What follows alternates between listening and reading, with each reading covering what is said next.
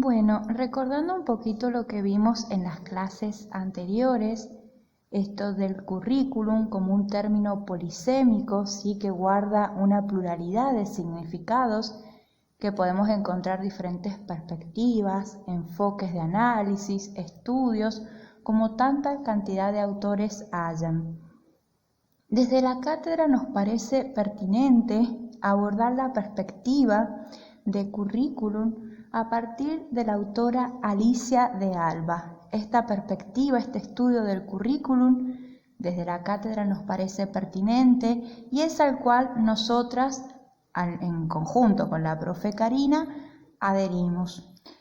Según lo propuesto por Alicia de Alba, ella nos comenta que por currículum se entiende a la síntesis de elementos culturales, conocimientos, valores, costumbres, creencias, hábitos, que conforman una propuesta político-educativa, pensada e impulsada por diversos grupos y sectores cuyos intereses son diversos y contradictorios, aunque algunos tiendan a ser dominantes o hegemónicos y otros tiendan a oponerse y resistirse a tal dominación o hegemonía, síntesis a la cual se arriba a través de diversos mecanismos de negociación e imposición social, propuesta conformada por aspectos estructurales, formales, procesales, prácticos, así como por dimensiones generales y particulares que interactúan en el devenir de las currículas en las instituciones sociales educativas, devenir curricular cuyo carácter es profundamente histórico y no mecánico y lineal,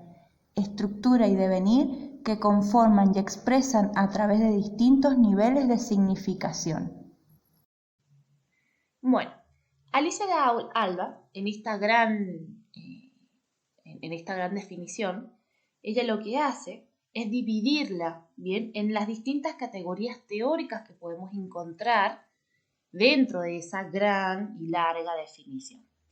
Pero bueno, para comenzar un poquitito, me gustaría hablarles de Alicia de Alba, que es una investigadora mexicana que se dedica al campo de la educación y particularmente a estudiar todo lo vinculado con el currículum. También estudia lo vinculado a las teorías de la educación y a la educación ambiental. Entonces ella comienza diciendo que, bueno, que el currículum se caracteriza porque es una síntesis de elementos culturales. ¿Bien? Una síntesis podríamos definirla como una especie de resumen, como una especie de organización, ¿no? Toda síntesis implica un resumen, una organización de elementos que están desorganizados y que están separados. Entonces, Alicia de Alba sostiene que en el currículum podemos encontrar una síntesis de elementos culturales. Acuérdense que nosotros en la clase pasada hablamos del currículum como proyecto cultural, ¿no? Entonces, es exactamente lo mismo. Dentro del currículum podemos encontrar todos aquellos conocimientos, todos aquellos valores, todas aquellas costumbres, todas aquellas creencias y normas que son, en cierta forma, transmitidos a los estudiantes, ¿no?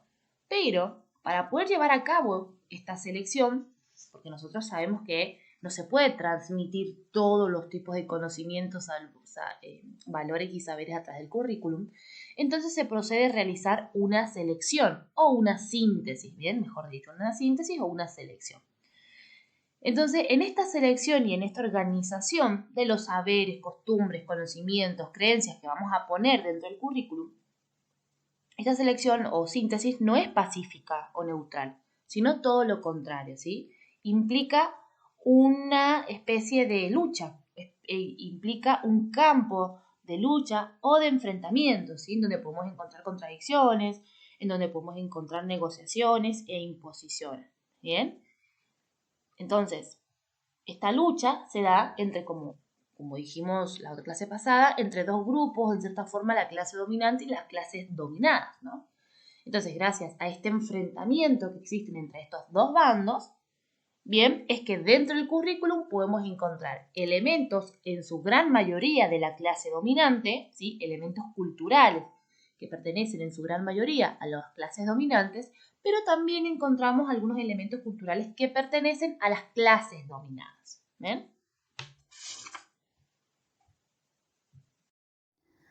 Cuando en la perspectiva de currículum dado por Alicia de Alba nos habla que se considera que el currículum es una propuesta político-educativa, este lo es en la medida en que se encuentra estrechamente articulado a los proyectos políticos sociales sostenidos por los diversos grupos que impulsan y determinan un currículum. Es así como se observa el componente político de la educación, cómo toda propuesta político-educativa de alguna u otra forma va a responder a los proyectos políticos sociales de una determinada época. Recordemos también el currículum con su carácter histórico, contextualizado. Podríamos pensarlo desde la categoría teórica de la escuela como el aparato ideológico del Estado. El currículum a lo largo de la historia siempre ha sido y es político. Un ejemplo en el que podemos ver con claridad esta propuesta político-educativa sustentada en los proyectos políticos sociales es durante el gobierno peronista. En ese entonces, el país tenía un modelo económico de crecimiento hacia adentro. Se buscaba la industrialización del país. Hubo mucho éxodo de las zonas rurales, de campesinos, campesinas de las zonas rurales, hacia las zonas urbanas en búsqueda del trabajo. Como este nuevo contexto social y económico se encontraba en puro auge, la escuela, lo educativo, no pudo quedar ajeno a esto que pasaba. Entonces, podríamos decir que hubo una mayor democratización en cuanto a la educación, ya que muchas personas, de que las personas que provenían de estos contextos rurales, no tenían las nociones básicas de alfabetización y eran necesarias para poder desempeñarse como obreros y obreras en las fábricas. Entonces la escuela tuvo que abrir su propuesta educativa. También la enseñanza se orientó hacia una enseñanza más técnica, que respondía a la necesidad de desarrollar en los sujetos habilidades, capacidades que les permitiesen desenvolverse en el trabajo en las fábricas, conocer las nociones básicas de lectura, de la hora, el cumplimiento de horarios. Es así como podemos ver lo social y lo económico, cómo atraviesan de alguna forma lo educativo. Lo educativo no está ajeno al contexto y al carácter histórico de la época y de la función o de la noción que tiene el Estado, la noción que tiene el Estado del sujeto que quieren formar. En este caso, vemos claramente durante el gobierno peronista, este sujeto sí tendiente a la mano de obra, al desarrollo de la mano de obra, a trabajar en la industria, a mantener las nociones de ciudadanía, a construir nociones de ciudadanía y a su vez también habilidades pertinentes para el trabajo. Ahora bien, se ha afirmado que esta síntesis de elementos culturales que conforman y determinan un currículum se constituye a través de un proceso de lucha entre distintos grupos y sectores sociales que piensan e impulsan una propuesta curricular. Pero es importante tener en claro que esta síntesis de elementos culturales que se conforma a partir de procesos de lucha, si bien va a tener más elementos culturales pertenecientes a la clase hegemónica, a la clase dominante, también de alguna u otra forma va a contener los elementos del grupo dominado, de los sectores sociales subalternos.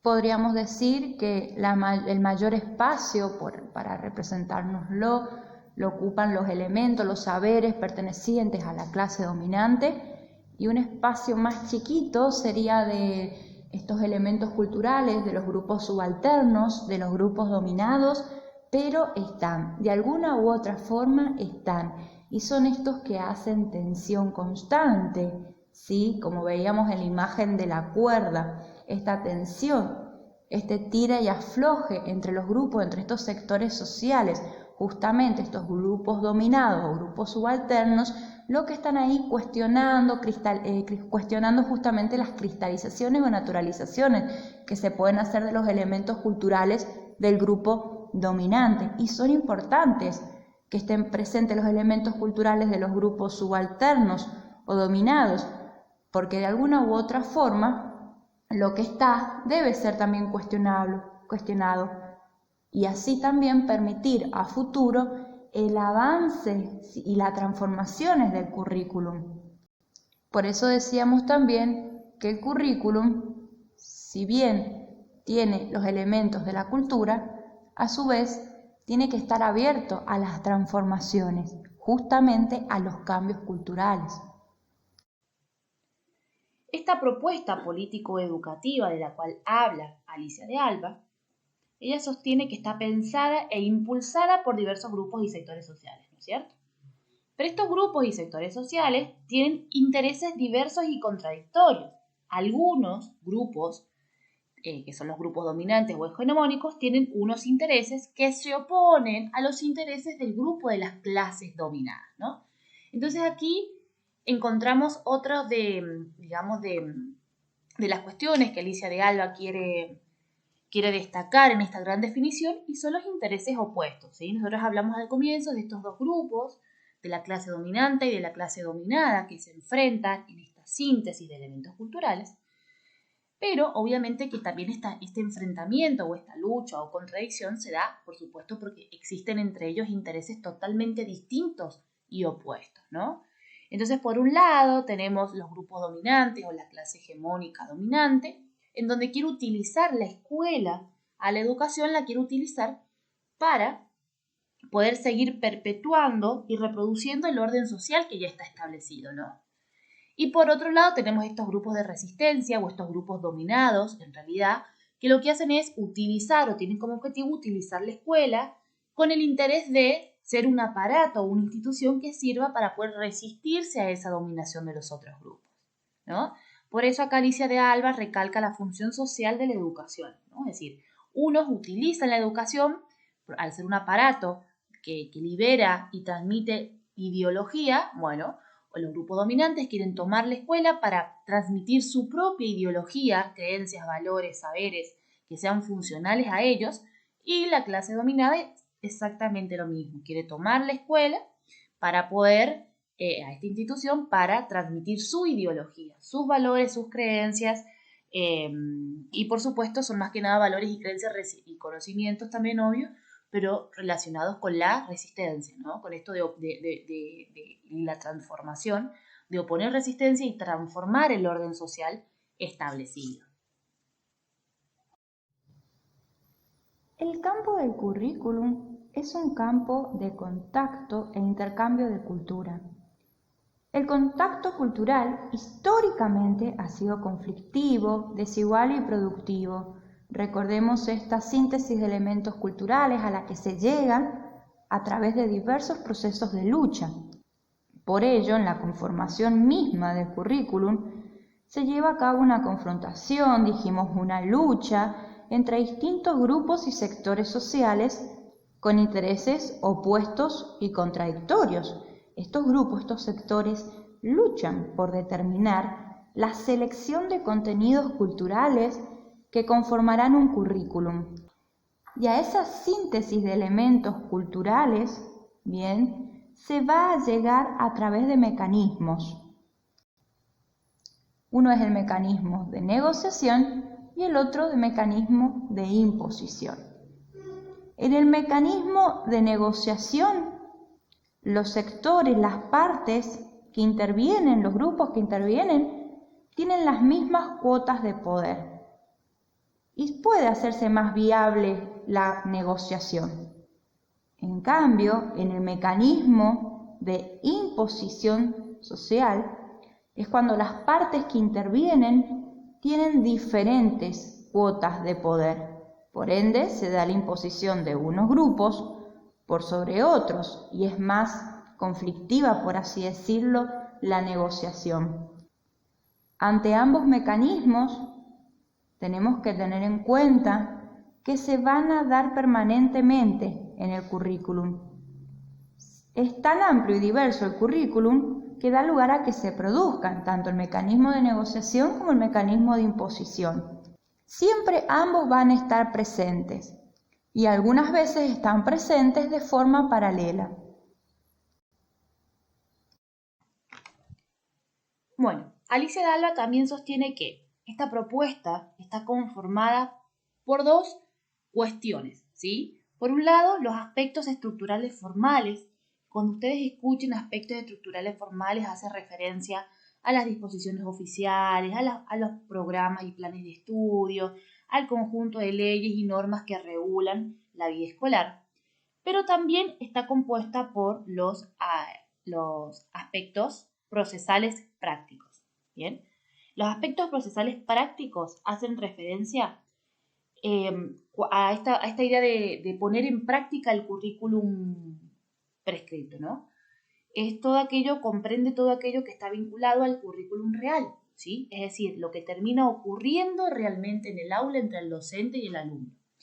Y esta aclaración de Alicia de Alba de los dos tipos de aspectos que comprende el currículum está buenísima, porque Alicia de Alba lo que quiere decir cuando sostiene o enumera estos dos aspectos, tanto los aspectos estructurales formales como los aspectos procesales y prácticos, es que el currículum es currículum prescripto, por un lado, ¿bien? Y currículum real, ¿sí? Y también dentro de los aspectos procesales prácticos encontramos, por ende, el currículum nulo y el currículum oculto. Entonces, el currículum no solamente, según esta autora, se reduce a la prescripción o a las prescripciones o al currículum normativo o prescripto, sino que también, bueno, abarca la puesta en práctica del currículum, ¿sí? Es decir, abarca el currículum real y por ende el currículum nulo y el currículum oculto también. También, en la perspectiva de currículum dada por Alicia de Alba, nos encontramos con dimensiones generales y particulares que interactúan en el devenir de las currículas en las instituciones sociales educativas. Entonces nos encontramos con dimensiones generales y dimensiones particulares. Comenzando por las dimensiones generales, las mismas se refieren a aquellas que conforman y determinan cualquier currículum. Una forma analítico-conceptual de concebirlas es la de la siguiente manera. O sea, dentro de las dimensiones generales nos vamos a encontrar una dimensión social amplia, una dimensión institucional y una dimensión didáctica áulica. La dimensión social amplia remite al conjunto de multideterminaciones que conforman la totalidad social, en donde los procesos educativos son parte. Los procesos educativos son parte de una realidad social. En esta realidad, en esta totalidad social, nos vamos a encontrar con aspectos culturales, políticos, sociales, económicos, ideológicos. Hagamos de cuenta que esta dimensión social amplia es lo macro, lo primero que encontramos. Recordemos esta imagen también del currículum bajando por una escalerita. Entonces, como lo macro, encontramos esta dimensión social amplia. Después tenemos la dimensión institucional. Esta es el espacio privilegiado del currículum. Es en la institución educativa en donde se va a concretar la síntesis de los elementos culturales, de estos conocimientos, valores, creencias, hábitos, que conforman una propuesta académico-política. Ahora bien, esta dimensión social amplia que mencionábamos se va a expresar y desarrollar en las instituciones escolares.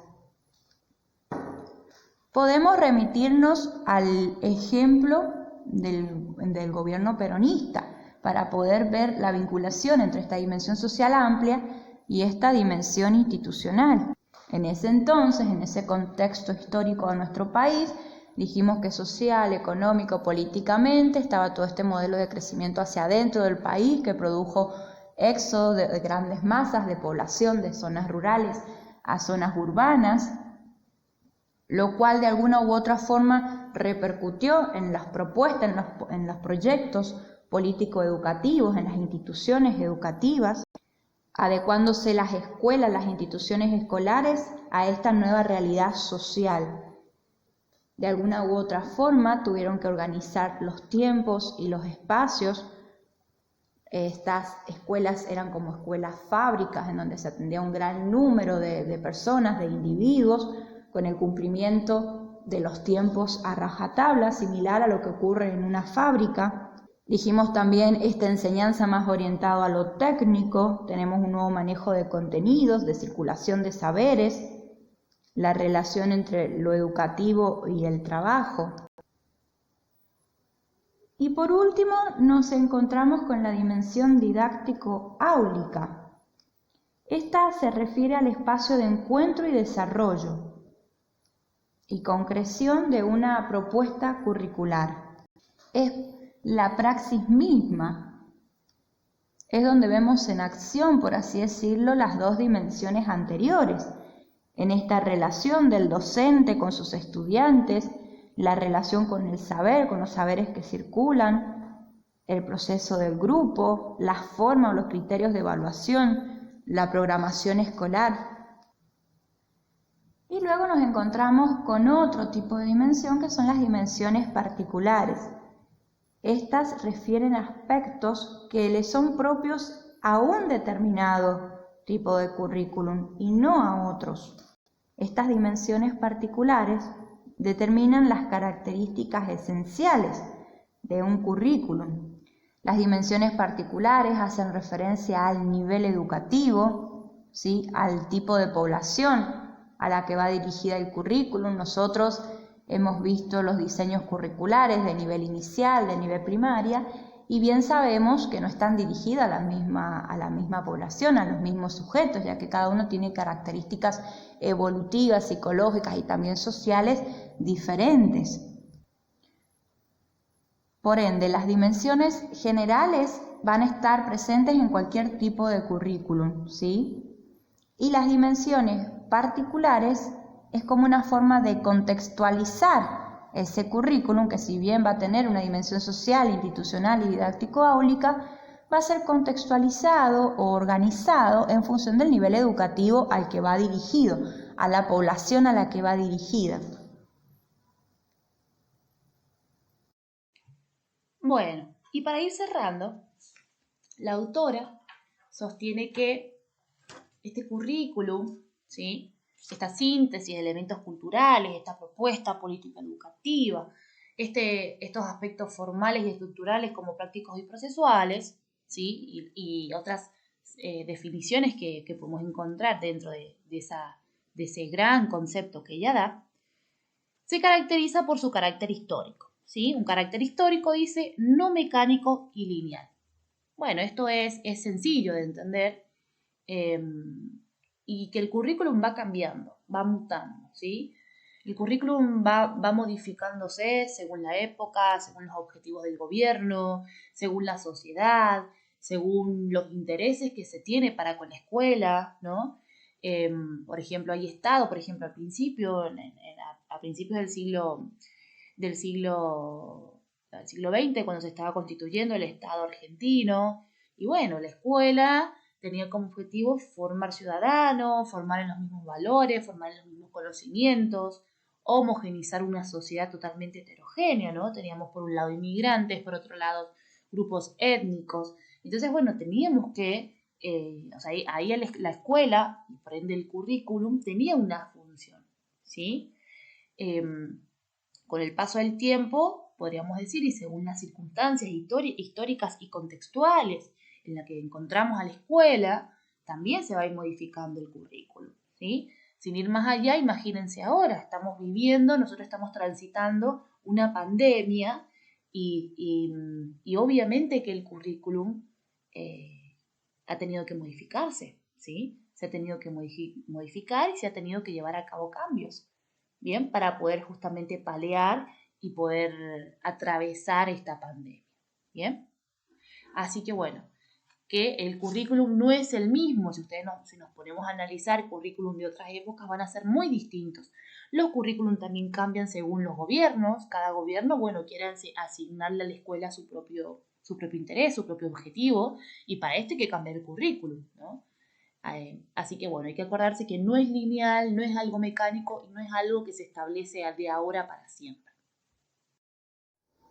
Y para ir finalizando, nos resulta interesante retomar un poco lo que conversamos sobre el currículum oculto y el currículum nulo, para recordar un poquito esto del currículum nulo, ¿sí? Todos aquellos saberes que la escuela no enseña directamente, todos estos conocimientos, valores o experiencias que los estudiantes no encontrarán en la escuela.